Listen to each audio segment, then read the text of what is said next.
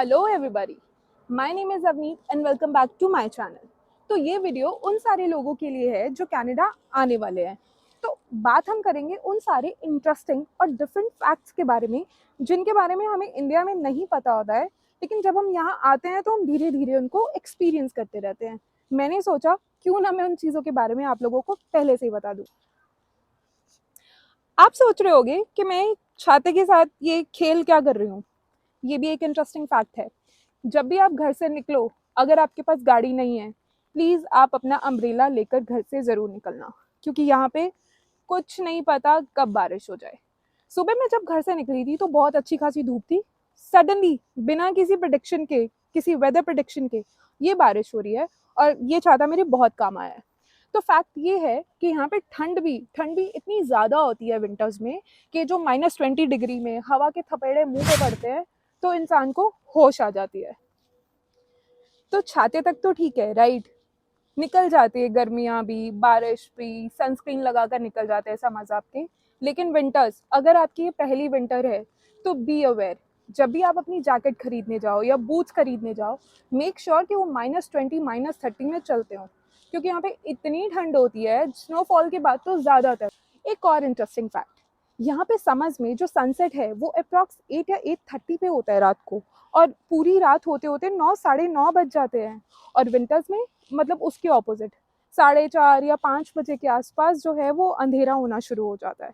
तो ये थोड़ा सा इंडिया से अलग है, जो कि मुझे पहले नहीं पता था और मुझे यहाँ आके पता चला। ये भी एक बहुत अजीब बात है, एक ही कंट्री है, एक ही कंट्री में यहाँ पे 2 या 3 टाइम जोन चल रहे हैं, राइट, जबकि हमारे इंडिया में ऐसा नहीं है। पूरी एक ही कंट्री में एक ही टाइम जोन चलता है, बट यहाँ पे जैसे ब्रिटिश कोलंबिया है, उसका टाइम जोन जो है वो टोरंटो ओंटारियो से बिल्कुल अलग है, जबकि ये एक ही कंट्री का पार्ट है।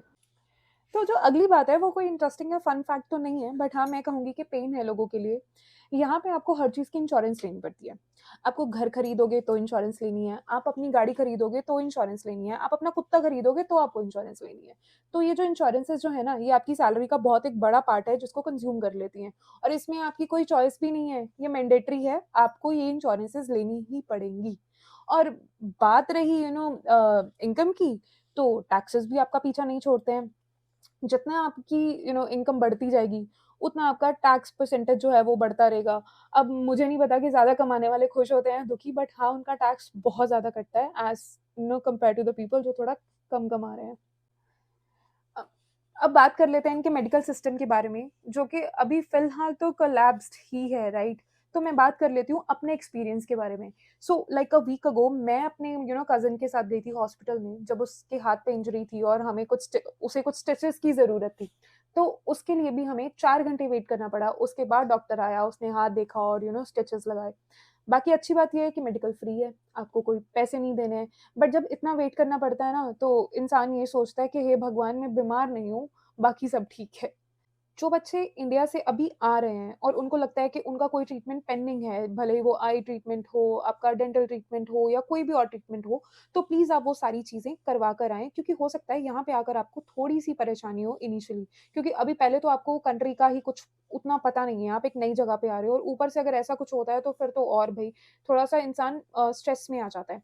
अनदर थिंग ये है कि यहाँ पे ये जो आपके स्पेक्स हैं, अगर आपकी आँखें कमज़ोर हैं या कुछ है, तो प्लीज़ आप अपने स्पेक्स भी बनवा कर आना, क्योंकि यहाँ पे जो है थोड़ा-सा वो महँगा सिस्टम है। और इंडिया में अगर आप बनवाओगे तो एज़ कम्पेयर टू कनाडा वो थोड़े-से सस्ते बन जाते हैं, और आप अपने 2-3 पेयर जो हैं स्पेक्स के वो कैरी कर सकते हो, which is like good for another 1 year और सो। तो अगली वीडियोज़ में मैं कोशिश करूँगी कि और भी थोड़ी इन्फॉर्मेटिव जो बातें हैं कनाडा के बारे में या और जो मुझे लगता है मैं लेकर आऊँगी। और अब तक अगर आपको ये लगा है कि मेरी कोई भी इन्फॉर्मेशन आपके किसी काम आई हो, आपके लिए बेनिफिशियल हुई हो, तो प्लीज़ आप मेरी वीडियो को लाइक करो, आप मेरे चैनल को सब्सक्राइब करो, मेरी वीडियोज़ को शेयर करो। Thank you so much. Have a good life.